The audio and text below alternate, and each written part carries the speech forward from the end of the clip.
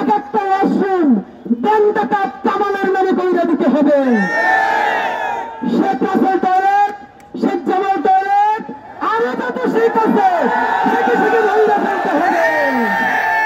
3 দিন পর 17 তারিখের খুনি কসাই ডায়মিটার রায় হবে। এই বিল্ডিং রে ভাঙার দরকার নাই। এইখানের হকার ভাইরা, ব্যবসায়ী ভাইদের ভালো কোনো ওয়াশরুম নাই, তারা কষ্ট করে।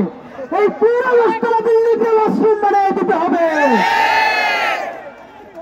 যেরকম বাংলাদেশের জনগণের সম্পত্তি তারা তার বাপদাদার নামে, রাসেলের নামে, বাপের নামে, আপনি ভাবেন একটা পরিবারের নামে বাংলাদেশের অর্ধেকের বেশি ইউনিভার্সিটির নাম করে করা হয়েছে। 2000 চাইতে 3টা ব্রিজ করা হয়েছে বরিশাল থেকে। শেখ কামাল, শেখ জামাল, শেখ রাসেল, মানে কি এটা কি তোর বাপের পয়সা? সুতরাং এইখানে দাবি জানাই রাখি, এক একটা ওয়াশরুম ব্যাংক ডাকাত কামালের নামে কইরা দিতে হবে।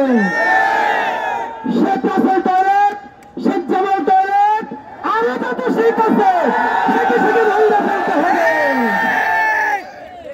হাসিনা বাইকে আছে কিনা আমরা নিশ্চিত নই, কারণ তার যে অভ্যাস, তার যা চরিত্র, তার থেকে ইউনিয়ন পরিষদের মেম্বার নিয়েও একটু বেশি।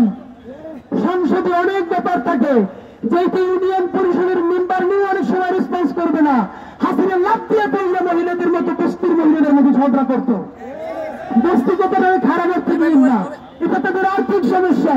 সুতরাং তার দলরে যাদের জন্য সাউরি স্লোগান দিতে চাইছে, এতক্ষণ তো তার ভিডিও কলে আরো বেশি গাল দেওয়ার কথা। আমরা হাসিনার অনুরোধ জানাই, সাহস থাকলে ভিডিওতে আইসে আপনার ক্ষমতা একটু আমাদেরকে দেখান। আর যদি সেইটা না হয়, যদি আপনি ইন্নালিল্লাহ হইলে থাকেন, তাই নাকি চিতায় চড়ছেন নাকি কবরে ঢুকছেন সেইটা আমরা জানতে চাই। তবে আমরা আল্লাহর কাছে প্রার্থনা করি, সে 100 বছর বাইচে থাক। যত মায়ের মুখ খালি করছে, গুম করছে, খুন করছে, হত্যা করছে, দেশের স্বাধীনতা সার্বভৌমত্ব বেঁচে দিচ্ছে, আগামী 20 বছরের প্রতিটা সেকেন্ড, ন্যানো সেকেন্ড এমন যন্ত্রণা আল্লাহ তার অন্তর দিক, সে যেন প্রতিদিন তার মৃত্যু নিজেই কামনা করে। 100 বছর পর তার যে মৃত্যুটা হবে, বাংলাদেশে তার লাশ ফিরে আসুক। বাংলাদেশের মানুষের যত থুথু তার কবরে ভাসিয়ে দিক। আমরা বাংলাদেশকে পর্যটন বানাবো, যে পর্যটন মানুষ থুথু দেখার জন্য শুধু আসবে। আপনাদেরকে বলি, শেখ হাসিনার মামলার রায় কবে হবে আপনারা কি জানেন? আজকে কত তারিখ?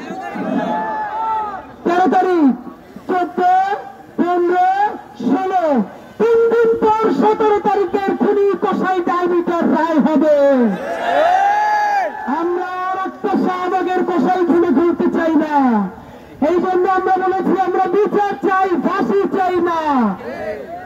যেই হত্যা সে করেছে, যত ডকুমেন্টেশন শুধু আদালতের কাছে আছে, সেইগুলোই যদি বাংলাদেশ না যেগুলো আন্তর্জাতিক আদালতে বিচার হয়, অন্তত তার 1000 বার ফাঁসি হবে ইনশাআল্লাহ।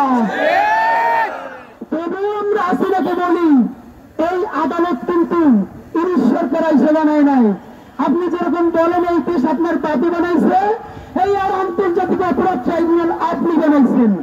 জামাতের নেতাদেরকে জুডিশিয়াল কিলিং করছেন, বিএনপির সালাউদ্দিন কাদের চৌধুরী সাহেবকে জুডিশিয়াল কিলিং করছেন।